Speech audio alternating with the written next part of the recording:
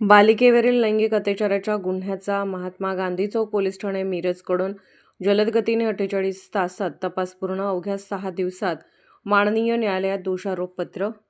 दिनांक 2 फेब्रुवारी 2026 रोजी मिरज शहरात अत्यंत धक्कादायक व संतापजनक घटना उघडकीस आली. घराजवळील किराणा दुकानात खाऊ आणण्यासाठी गेलेला 5 वर्षाचा चमकलेला आरोपी विजय अँथोनी कांबळे वय 67 राहणार रेल्वे पंढरपूर पाळ मिरज याने गल्लीतील रोड कडेला बोलावून घेतले. खाऊ देण्याच्या बहाण्याने तिला मिठी मारून तिच्या गुप्तांगावर हात फिरवत तिचे लैंगिक शोषण केले.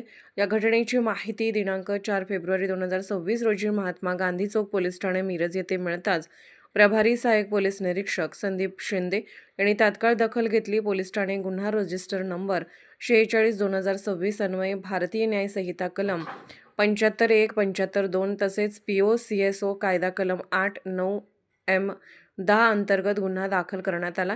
गुन्ह्याचे गांभीर्य लक्षात घेऊन तपास पोलीस उपनिरीक्षक राजेंद्र कलगुटकर यांच्याकडे सोपवण्यात आला.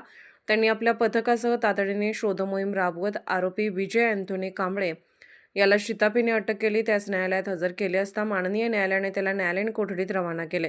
सहाय्यक पोलीस निरीक्षक संदीप शिंदे यांच्या मार्गदर्शनाखाली तपासी अधिकारी राजेंद्र कलगुटकर व पथकाने अतिशय जलद, संवेदनशील व प्रभावी तपास केला. अवघ्या 48 तासात भौतिक व तांत्रिक पुरावे गोळा करून गुन्हा सिद्ध केला आणि केवळ 6 दिवसात म्हणजेच 9 फेब्रुवारी 2026 रोजी आरोपी विरुद्ध माननीय न्यायालयात दोषारोपपत्र दाखल करण्यात आले. या जलद व कठोर कारवाईमुळे समाजातील विकृत प्रवृत्तीच्या लोकांमध्ये कायद्याची दहशत निर्माण होईल आणि अशा घृणास्पद कृत्यांना मोठ्या प्रमाणात आळा बसेल अशी अपेक्षा व्यक्त होत आहे.